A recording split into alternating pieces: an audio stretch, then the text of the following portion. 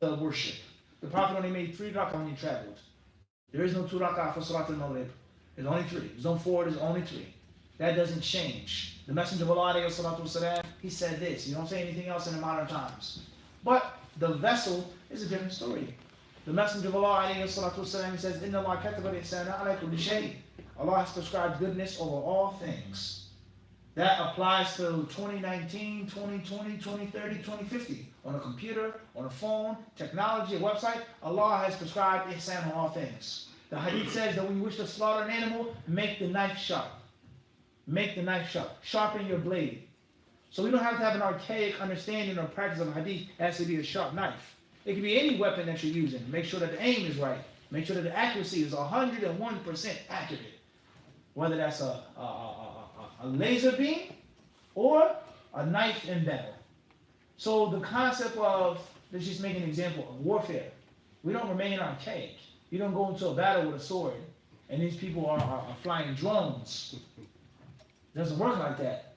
But the concept never is modernized of being courageous and never being a coward, never being afraid, never being scared, removing yourself from the battle. My family, my money, that doesn't exist. Right now it's feasible to that. You understand this? So certain things do not change and cannot change. And there's certain things which what? Can change, should change, and must be modernized. Use the modern technology and the modern values to implement the old and ancient sunnah. You see what I'm saying to you? So certain things I said are it's haram to change them. There's no modernization. And certain things there is a modernization. But many people they make a mistake in this. And most people lack balance.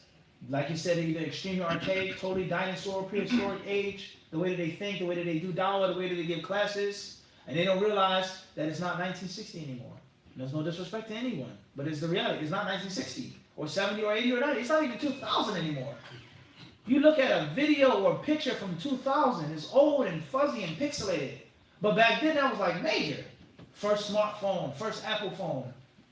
You had an Apple phone in 2019, you wouldn't even use it as a coaster for a cup. The first iPhone that came out. But back in 2000, that was breakthrough, groundbreaking. Now they have phones that do this, they have phones that think for you. The technology is breathtaking. And the stuff 15 years ago is old, outdated. Let alone the 90s, let alone the 80s. So many people, they still think and they're still stuck in that time zone, time capsule. But we're not talking about the values. You're supposed to be stuck in the past when it comes to values. The values. You understand this? The good, strong Islamic and worldly values. And if that's being called old-fashioned, then so be it. And Allah no doubt the sunnah, in many aspects, is old-fashioned. A woman is not supposed to work. The man is supposed to pay the bills. He's supposed to take care of her. He's supposed to provide everything. In 2019, that's considered what? It's old-fashioned.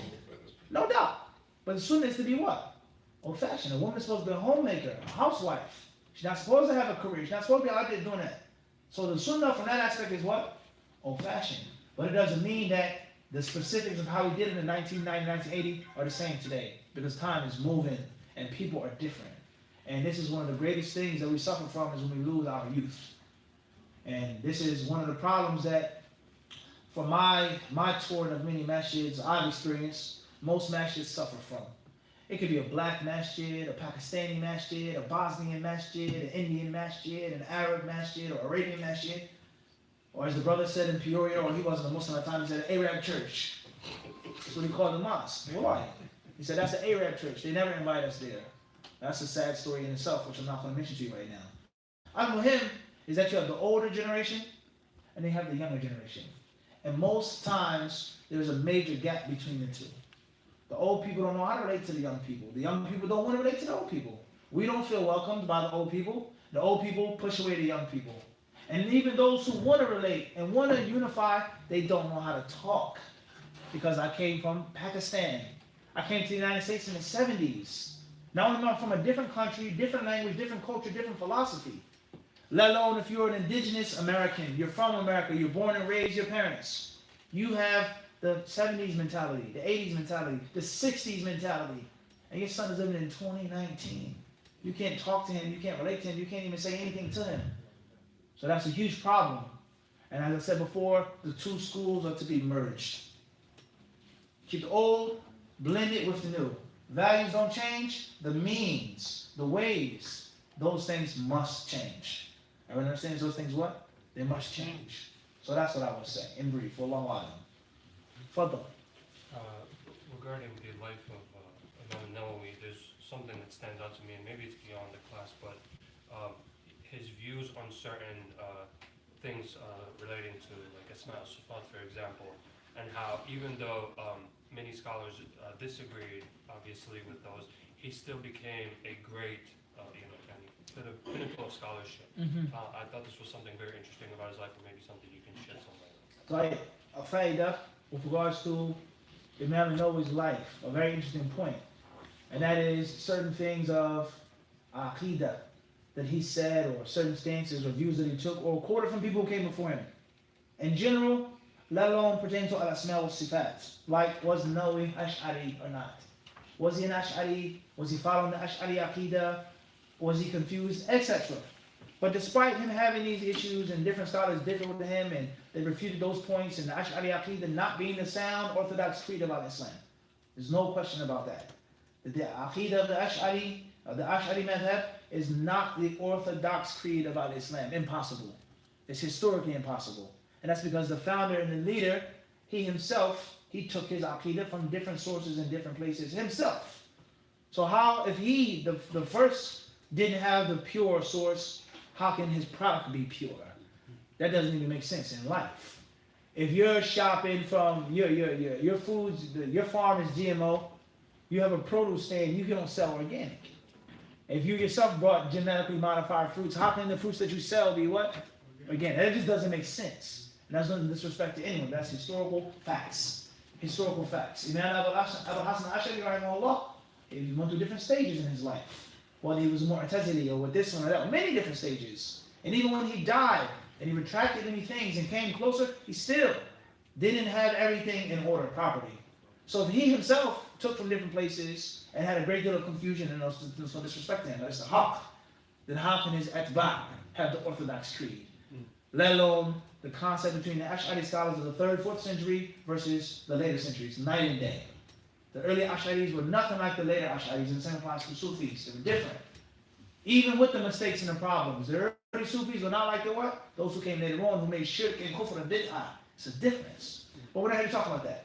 Al-Muhim is that An-Nawawi rahimahullah, despite these different issues, mistakes, or problems, or disagreements, Allah still allowed his legacy to spread and to become eternal and so on and so forth. That is very interesting, no doubt about that.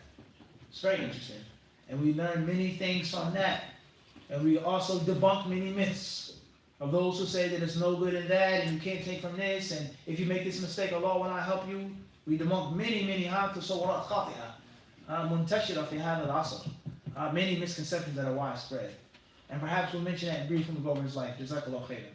Question from the sister said, you said the woman is not supposed to work, but Khadija radiallahu anha was a businesswoman. Can you explain what you meant? Shukran. Afwan. First and foremost is we got to understand a few ground principles. And the first ground principle is that Khadija radiallahu anha, she lived in a time before the Prophet was actually a prophet. And she also lived in a time in which he was a prophet. But there's no difference of opinion. There's total consensus that Khadija did not live and reach and realize the final stages of legislation. She died in the early years of the Hijrah. She didn't live in Medina and when the legislation came down. And many people did make a huge mistake with regards to the life of Khadija. A perfect example of this is getting a second wife. Many women and brothers, they say, you shouldn't get a second wife until your first wife is dead or too old or sick or she loses her legs in a car accident, then you should get a second wife. But as long as you, wallahi, I'm not making this up. I'm not making this up. I'm not making this up. They say things like this. Marriage contract say, wallahi. Say so. If I do this, if I die, then you get a second wife. If you're dead, I'm at the end of the day, many people, they say that the Prophet, he married Khadija and he married her for 25 years and then he married another woman. And they say this is a proof that you should keep your first wife for a very, very long time before you marry a second one. Play. It sounds good. If you're talking to non-Muslims, you want to appease them, give them a pat on the back, there is polygyny, but, you know, first wife, etc. It sounds good. But when you actually sit down and use your brain a little bit, let alone knowledge of Islam, you see that this is wicked in a cobweb where spiders live. This is extremely feeble.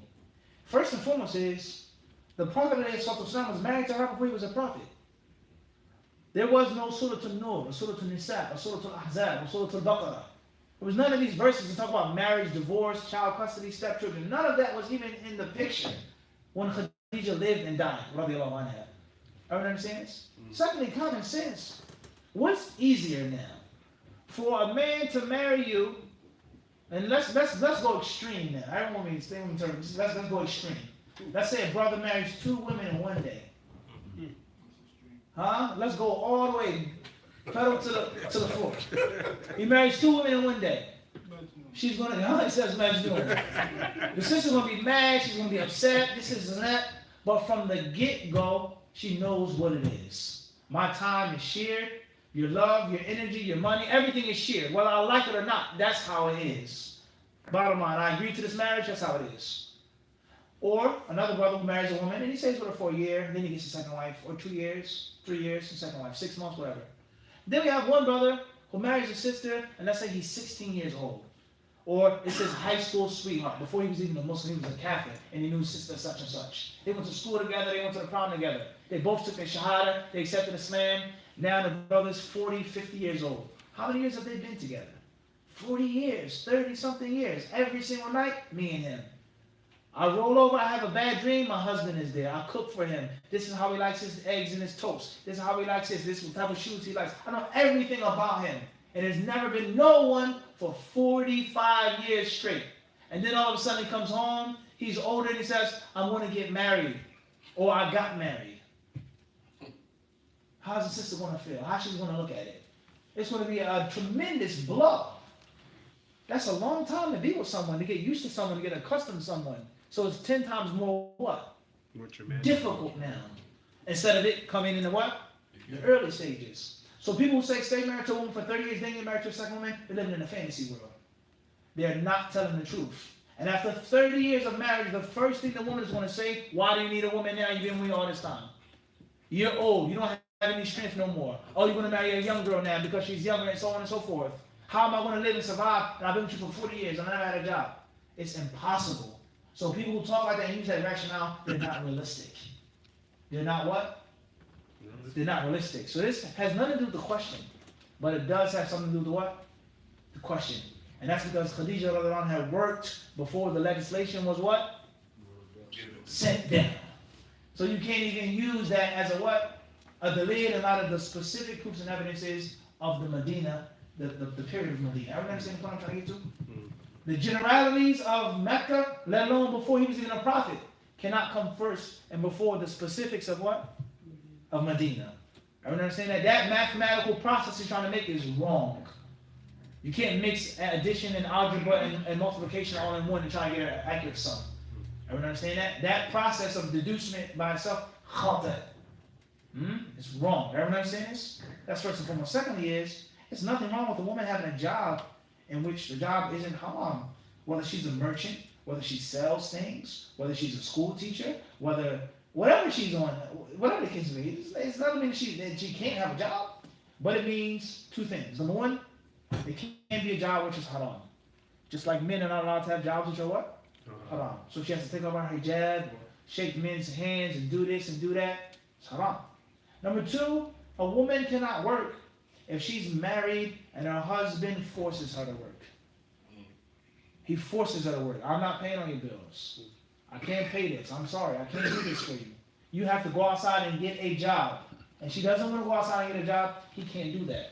And that's because it is her haq upon him to provide everything that she needs and also occasionally what she wants. That's when it's the concept of she is not supposed to work. Everyone understand this? What if a sister is married and her husband allows her to have a job and she's a school teacher? She's not mixing with men. She's not uncovered. What's not wrong with that?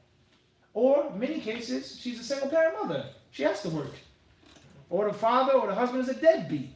He doesn't have a job. He's sleeping on a sofa and she gets up early in the morning. Someone has to pay the bills. Someone has to take care of the kids. I have to go and I have to drive the train. I drive the L.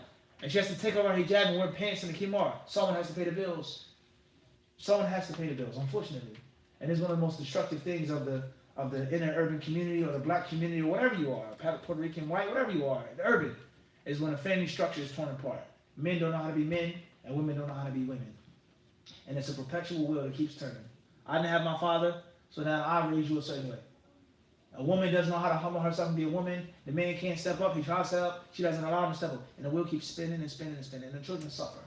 The children, they suffer, all right? So at the end of the day, a woman is allowed to work in Islam. And at the same time, she's not allowed to work in Islam, depending on the what? On the work. And depending on the situation. If it's a haram job, no. If a husband is forcing her because he doesn't want to pay and he has the money, then we say what? She doesn't have to. You understand? It's haram for you to force her to work. And when she doesn't want to work, she wants to stay in the house. You understand this? But there's nothing wrong with a woman being a businesswoman. It's not haram. It's not disliked. A woman can't have her own money in Islam. A woman can spend her own money in Islam. She doesn't need her husband's permission to do certain things. There's nothing wrong with that. We're not against that. There's nothing wrong with that. Wallahu a'lam. Fadl. Given in addition to the adab you mentioned regarding the circle of learning, what would you recommend after the proper niyyah for facilitating memorization of hadith? Questions regarding facilitating memorization of hadith.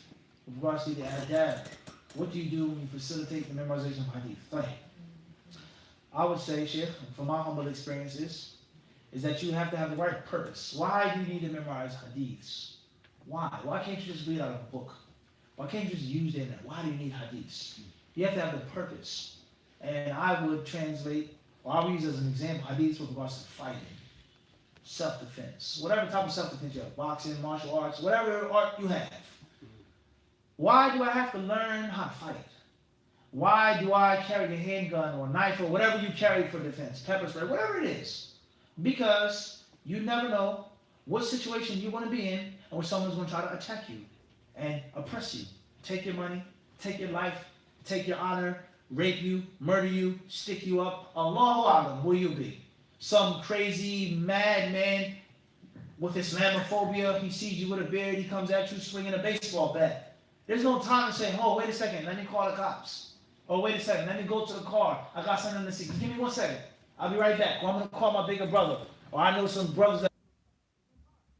You literally have to have split-second mental training and reflexes to duck, to block, to do whatever you need to do to diffuse that situation.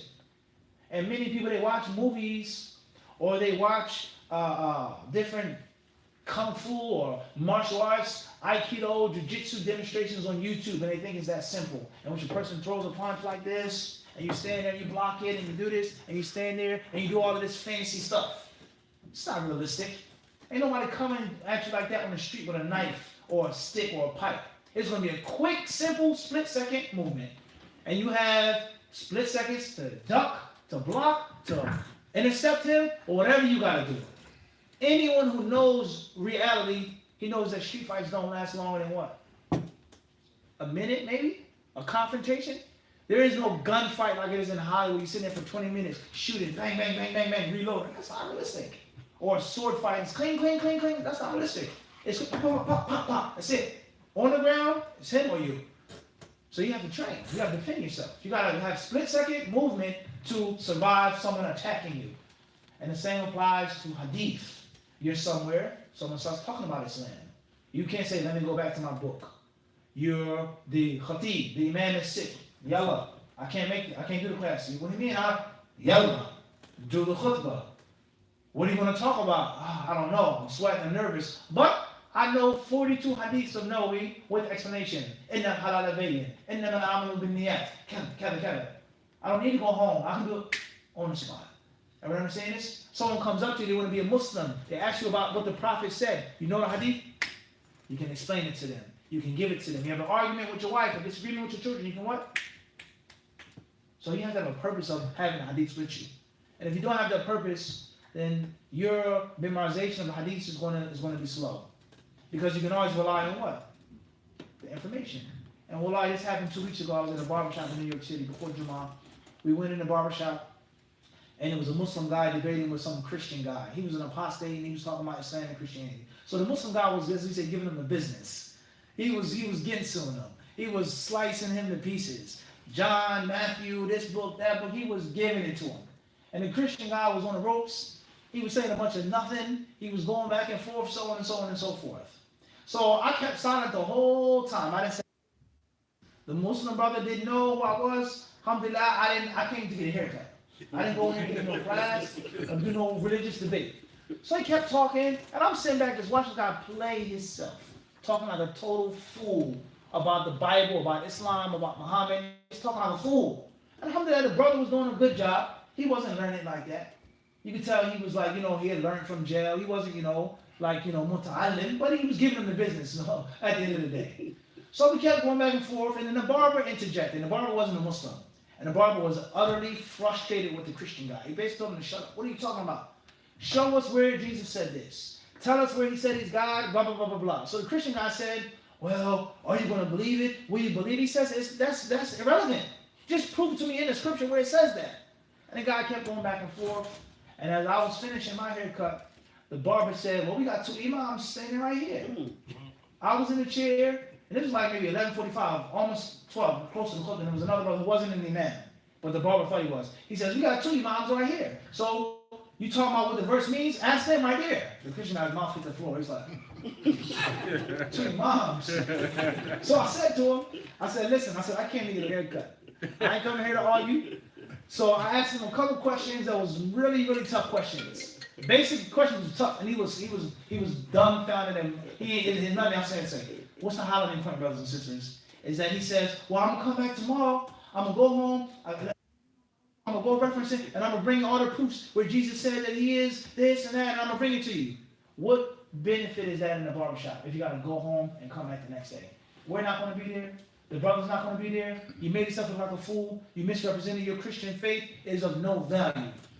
But if he had memorized those verses, and if he had memorized those statements, he would have been able to what? Whip out the sword and go to battle. So you got to have a purpose for memorization.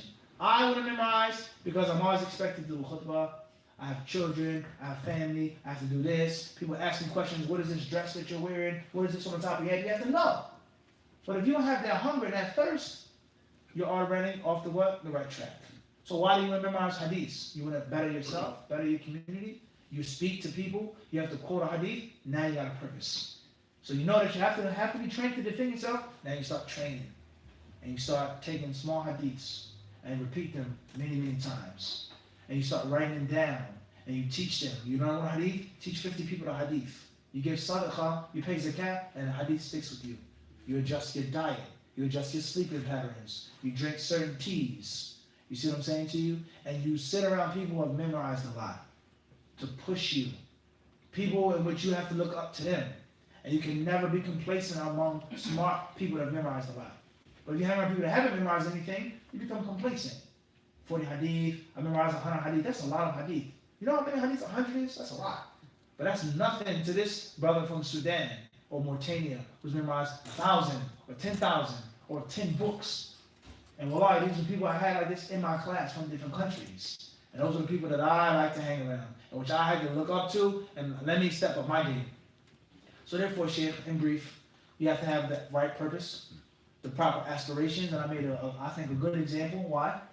And secondly, then you start the systematic way. Inshallah ta'ala, you can go on a playlist in which we've done on Kayfa Tahfaz. We've done a series of classes on how to memorize. It's on the YouTube channel. Old Student of Knowledge, how to memorize, how to read, how to understand. A full book in which we explain on memorizing. Also the 40 hadith on seeking knowledge. So we've explained certain techniques of what? Of memorizing. Those are the general points. And Allah knows best. Wa iyyakum. Wa alaykum salam wa rahmatullah. Did he take from other books of hadith like Ibn Majah, Ibn Dawood? The question says, see? You gotta be able to what? Jump. That's right. I'll move out the way instantly, huh? That was a sword chop. No doubt. That's embarrassing. That's what you do with Sahaba. You do what? You sword chop them.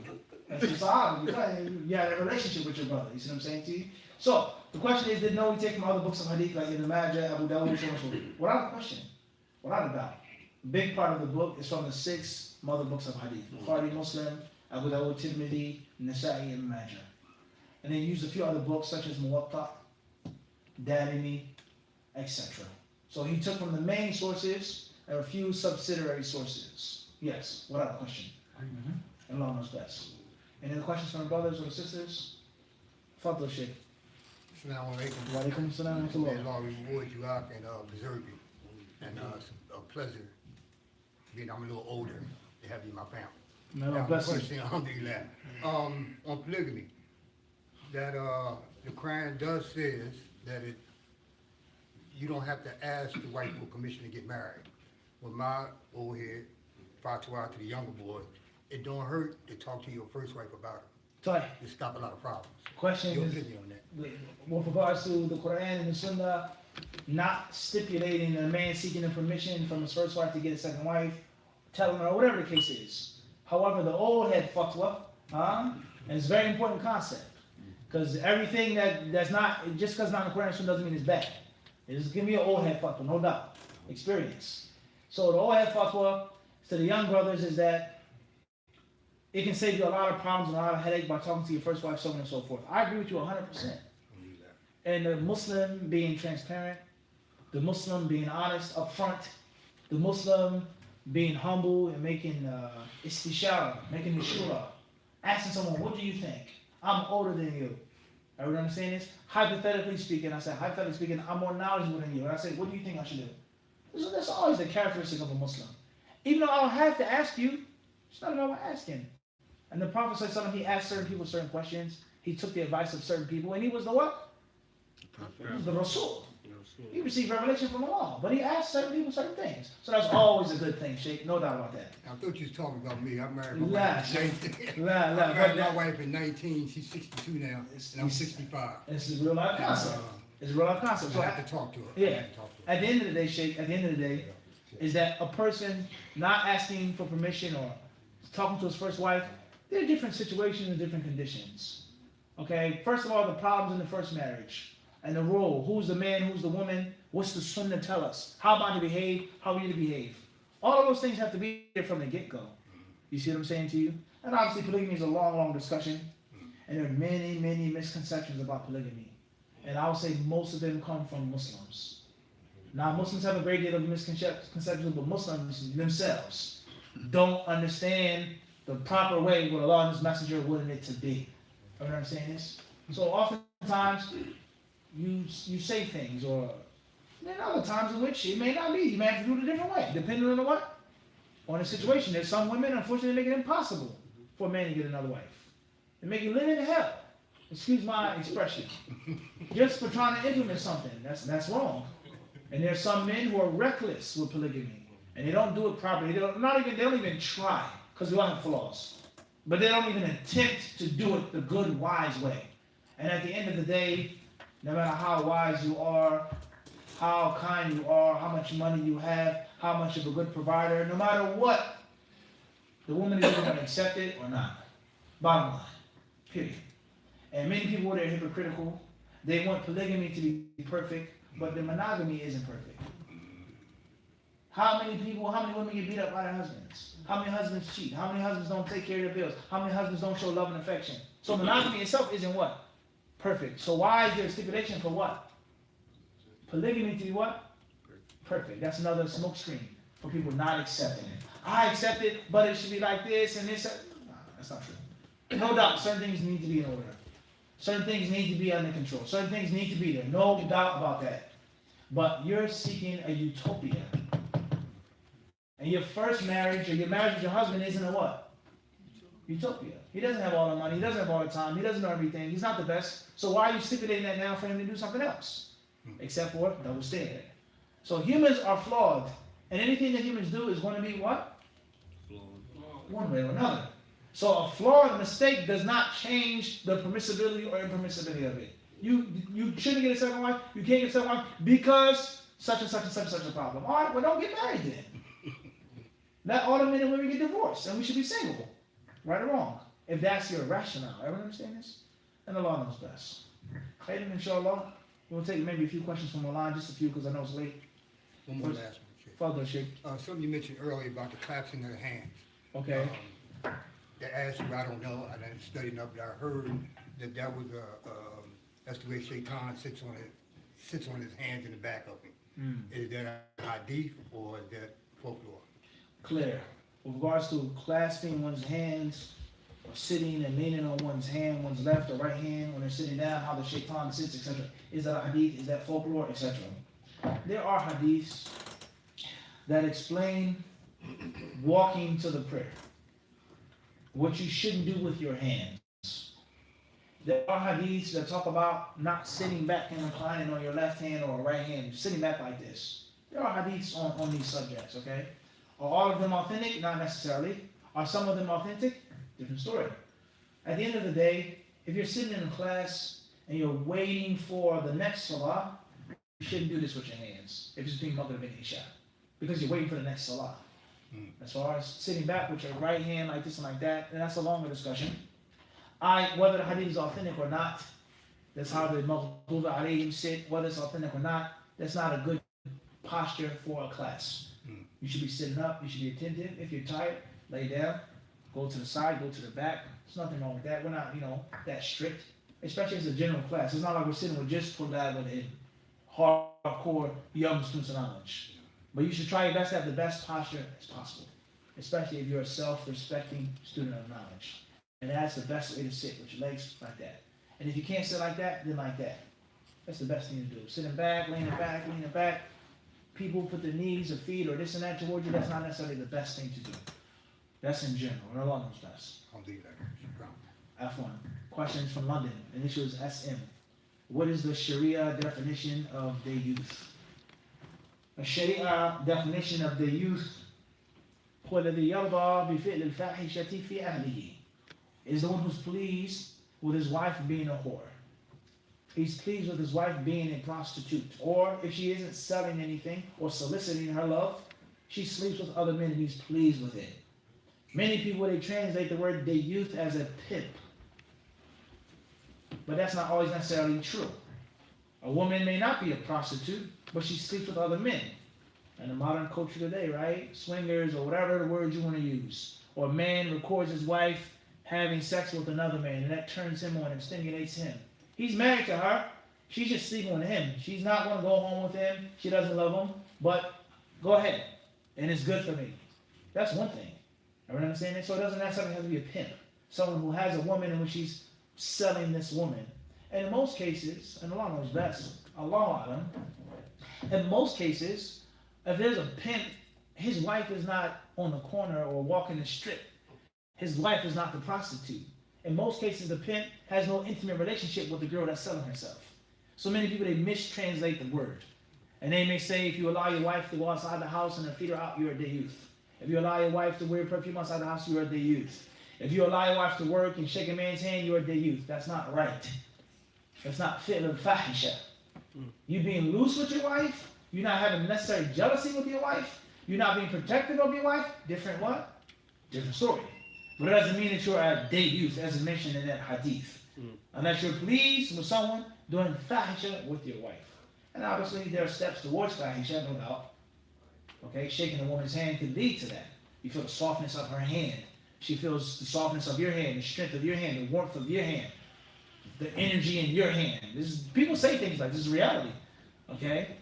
Touching someone. If he shakes my hand, maybe he'll shake my hand for a couple more seconds. Maybe he'll sit next to me. Maybe I'll hug him. Maybe. If his hand felt so soft, then what about the rest of his body? If her hand was like silk, what about what? The rest of her parts. This is reality. I used to, oh man. The smell, the perfume of her hand stayed on my hand for 24 hours. What about the rest of her body? What type of perfume is on the rest of her body? This is reality. Things lead up to things. You allow men to talk with your wife and stare at your wife, and that's a problem. And it can lead to what? Fahisha. But it doesn't mean that if a man is a little sloppy or lax, he's a youth. That's a wrong interpretation of the word, of the hadith, and also of the concept. Wallahu a'lam. Next question says, MJ, Sydney, Assalamu alaikum, Barakallahu fikum, benefited a lot from the series on Taysir al-Mustalah. Will you be continuing the series, or do you recommend moving on to Baiquniya? Wa alaikum assalam wa rahmatullahi wa barakatuh. Our brothers and sisters in Australia I'm glad to hear that you benefited from the class. If you want to move on to Baiquniya, that's fine. Will we continue the series? Right now, it's definitely on pause, and there's no guarantee that we'll finish that series. But there's Baiquniya, there's a Tadhkirah, and there are other Durus and Mustalah that are on the channel.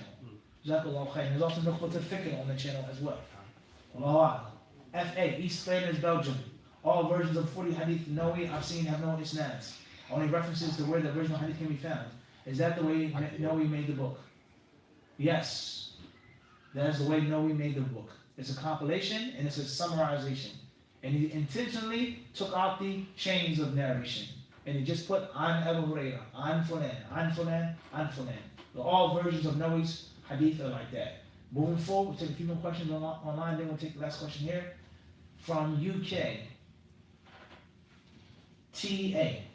My friend touched his 6-year-old cousin inappropriately, nosy now, and wants to make Tawbah. What does he have to do to be forgiven? Please help him. He has lost hope in his life.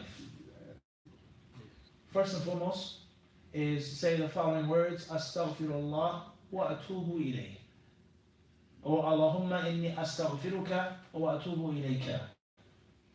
Inshallah ta'ala, make a good perfect wudu. If you want to make 2 rak'ah, you make 2 rak'ah and you ask and you beg Allah to forgive you of your sins and your mistakes. All sins, the sins that you know about and the sins that you don't know about. Sins that are big, sins that are small, sins, ask Allah for all forgiveness. And obviously the fastest point between, or the fastest way between 2 points is a straight line. So you should make the prophetic supplications of istighfar. And the best of them obviously is Sayyidul Istighfar. So get the book, Fortunes of the Muslim, and read the best way of making Tawbah and al-Istighfar. And inshallah ta'ala, don't go back to that sin. Whatever the sin is, touching your cousin, touching a girl, whatever it is, try your best to avoid that which is haram. And if you make a mistake, immediately make Tawbah. And don't become stuck on a mistake in the past. Don't get stuck on it. Move forward. Don't let the shaitan haunt you and cause you to think that you're destroyed. Wallahu alam. Question says, RB from Philly. Can a man have woman friends?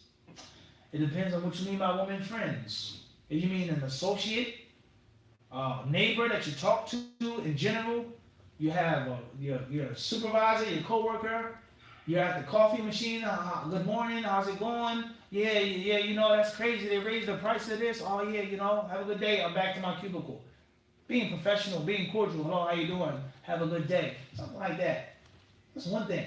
But if you mean like friend, when you guys are buddies and you talk and you're sitting with each other, you go over a house on the sofa, you eat popcorn, watch the game together, and she's not related to you, she's not your wife, then that's obviously very, very, very dangerous.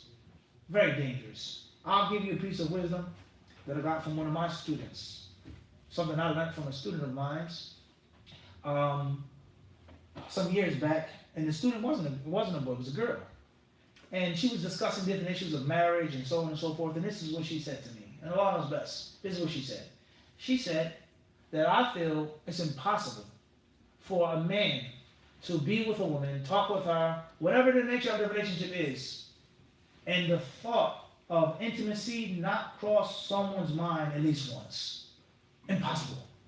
No matter how good friends, I'm not attracted to you, you're not my type, you're not my cup of tea, this, that, the thought has to cross someone's mind at least once, in which you guys are friends. And oftentimes that's the worst type of attraction, is the mental attraction. Person is thorough. I can have a conversation with you. I can talk with you. And many sisters, they say things like that to different brothers. Oh, I wish my husband was like you. I wish I could talk to my husband like you. That's a fitna. Your husband could be better looking than you, have more money than you, more knowledge than you, be stronger than you, but he ain't got what? The personality that you got. So this is what she said. She said that I feel it's impossible for these people to be friends for years, except that someone had to think about it at least once. And whatever stopped them from doing it, stopped them, but the thought is going to come across. So therefore, you having a woman friend, and there's no intention of getting married or finding out, are you compatible for each other, whatever the issue is, that's going to be what? Problematic. But if you mean someone that's at your job, a family friend, a cousin, someone who watched you grow up, that's one thing. And Islam does not mean that you have to be rude to people. Islam does not mean that you have to be nasty to people. Islam doesn't mean that you have to treat yourself as a saint and everyone else as a sinner. That's not the proper understanding of Islam. But there's too much flirting, too much laughing, too much joking, too much laughy, touchy. No. That's stop. Assalamu alaikum, sister. How are you? Alhamdulillah. Jazakallah khair. Assalamu alaikum, brother. That's it. You have to have a purpose, huh? Wallahu a'lam. The last question I'm taking on line tonight. I'm sorry, there are a lot of questions, but the brothers in the masjid, they have precedence. It says, SE from Munich, Germany. Assalamu alaikum, Mufti. Does doing an act of worship because it makes you feel good and not necessarily a primary because you want the reward for it invalidate or detract from your ikhlas? Wa alaikum assalam wa rahmatullah. Peace to all disciples in Germany. No, not necessarily. Feeling good is a reward of the good deed. Feeling good is you being pleased with what Allah has put upon you of ibadah. It's a reward, it's a thamara. It's an incentive. I know how good I feel when I make salat, so I need to make salat right now. Even though you may not get up and stand and do the prayer specifically intending Allah. The drive to do it. But you only made the salat for Allah. But the reason that got you up and made you make wudu and make the salat was the feeling afterwards. The spiritual high of making salat, of listening to the Quran, etc. You may be depressed or stressed out, in which you're disconnected from the Quran while you had at the time. And I need to get connected to Allah, so let me listen to the Quran. So the incentive was that good feeling. But it doesn't mean that you did the act of ibadah for someone else, another deity of worship. You know what I'm saying? What's important is try your best to bring the intention as much as you possibly can. Try your best to do that, inshallah ta'ala. And there lies no doubt, there's always going to be a benefit from doing good deeds. All the time. There's no doubt about that. As we mentioned in today's khutbah, when Allah Azza wa Jalla tells us, إِنَّ الَّذِينَ آمَنُوا وَعَمِلُوا الصَّالِحَاتِ سَيَجْعَلُ لَهُمُ الرَّحْمَنُ وُدًّا. Those who do good deeds, those who believe, Ar-Rahman will make for them wood. He'll make for them special love and affection. And some of the Sahaba said, it's narrated from them, رُوِيَ عَنْهُمْ الْوُدُّ مِنَ الْمُسْلِمِينَ فِي الدُّنْيا وَالرِّزْقُ الْحَسَنُ وَاللِّسَانُ الصَّادِقُ. He says this word wood, love and affection from Rahman means the Muslims will love them in this life. Allah will give them good sustenance, rizq, hasan, good wealth, wholesome wealth, and al-lisan as-sadiq, a truthful tongue. So that's a benefit of having iman and amal salih. Who do you make iman for? Allah. Who do you do amal salih for? Allah. But that is an incentive. If you do good deeds, if you're a believer, Ar-Rahman will give you this and give you that. So that doesn't mean you don't have sincerity. And Allah subhanahu wa ta'ala should know that's Father. It's kind of a two-question thing, but the first one was based on the topic you talked about with touching and the other gender. In regards to a professional setting, say for instance your sister, your wife, your aunt works at a professional setting where it's required for you to touch like a patient. Is that permissible, and what's the regard with that? And also the second question is, how do we get more khushu' in the prayer? Two-part question regarding what if a person works in a professional setting that demands for them to touch the opposite sex? And how do we get khushu' or more khushu' in the prayer? As far as the first question, then it is haram in Islam for a man to touch a woman or a woman to touch a man unless it's one of the following scenarios. Scenario number one, it's your wife or husband. Scenario number two, it is your right hand possession. For a man and a woman, and not a woman to a man. If a man has a woman who is his legal Islamic right hand possession, he's allowed to have concubinage with her. Scenario number three, is that woman or that man is a mahram. It's your sister, it's your aunt, it's your uncle, it's your stepdaughter, it's your stepson, it's your grandfather, someone that you can never ever get married to. You can shake their hand, give them a hug, push them, play around, get out of here. Other than those three scenarios, scenario number four, if it is medical necessity, a need, someone's dying, there's no one else to take care of the person, whether it's CPR or whatever it is, saving someone from drowning, whatever the thing is, picking someone off the floor, old lady falls, a young lady falls, she can't get up, you help her up. That's one thing. Other than those four scenarios, then there is not to be no contact between the two sexes in Islam. So if it's a necessity for her to help these people in this hospital, that's one thing. If it is not a necessity or a need, she cannot touch them. A male doctor, a female doctor, she works in a different hospital, she takes less pay to take a lesser job. That's better than her touching men and women, so on and so forth. And if you're going to do it, if a person is in a situation, it's difficult for them to quit, it's their life dream, it's very hard, they have to make the money, whatever the situation is. They know it's haram, they know it's bad, then at least try to minimize it. Place some insulation, wear gloves, don't do it unnecessarily. We'll hack at that. Try only as a last resort and seek Allah's forgiveness. Ask Allah to forgive you and give extra zakat and extra sadaqah. Try your best to get rid of that illegal aspect of your what? Of your job. And the same applies to shaking someone's hand. Many people have a problem with shaking hands. It's hard. You go somewhere, and we're talking about you're a professional, high up. You go into a place, hi, I'm Jane, and you don't shake her hand. It's going to be a problem. They're going to look at you like, whoa. But that's hypothetical. And that's because what is the chances of someone who's on the sunnah practicing in that type of setting like that? And I don't think no one's going to get to that type of status unless they've already relinquished certain things from their deen. And I'm not saying that you can't be a successful Muslim. I'm not saying that. I'm not saying that you can't be a lawyer or a doctor, or I'm not saying that.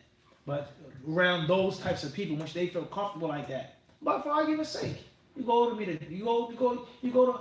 buy something on Craigslist. You go to pick up a trampoline. No doubt.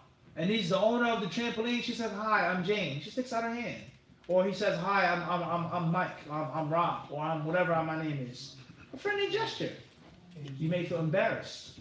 It may happen so quick, so rapidly, you don't have the time to put your hand back. Someone may give you a hug at a funeral. That person, she's not your mahram, but she watched you grow up. She says, "Boy, come here." She gives you a big hug, and she squeezes you. Everyone can relate to this, right? And you're stuck. There's nothing you can do. You avoided this one, you ran from this cousin, but this one, she says, "Boy, get over here." What you mean you can't touch me? And now she gives you a hug, she gives you what? A bear hug. And she's not taking into consideration not only is it haram, or your religion, she may not be a Muslim, but you're not a little boy no more. Things are different. So if you get stuck in that situation, don't justify it. Don't what? Justify it. Ask Allah to forgive you for your weakness and your shortcomings. Don't justify it. Don't say it's permissible to shake hands. Do not. That's about it. And many people, they fall into that mistake. They take their weakness and they make that the sharia. It's wrong. It cannot be done. I messed up. I didn't put my foot down from the beginning. Every time I see my boss, she gives me a handshake. May Allah forgive me. It's one thing. As far as how to get more khushu' in the prayer, then I would say about learning Arabic, which is a pivotal way or step to learning the Quran. If you know the meanings, if you know the tafsir, if you know the beauty of the Quran, you know exactly what the Imam is saying, it allows you to have khushu'. And just look at the basic meaning of the prayer. Allahu Akbar. Allah is greater and greatest than money, than women, than men, than sports. Allah is greater than commerce. Think about what you're actually saying. Make critical reflection. But you need Arabic. And I'm telling you, knowing Arabic, knowing the Quran, knowing the tafsir, and not knowing it, it's like night and day. It's like the desert and the Atlantic Ocean. You know what's being said, and you know why this verse was sent down, what Ibn Abbas said in the prayer. It's like night and day. So if you want the high level, you got to work for it. Deserve it through seeking Him. Allah knows best. I'm sorry for not answering everyone's questions. There's a lot of questions online. This will conclude our session tonight. Jazakumullah khairan. May Allah bless you all. Inshallah ta'ala, see you next time.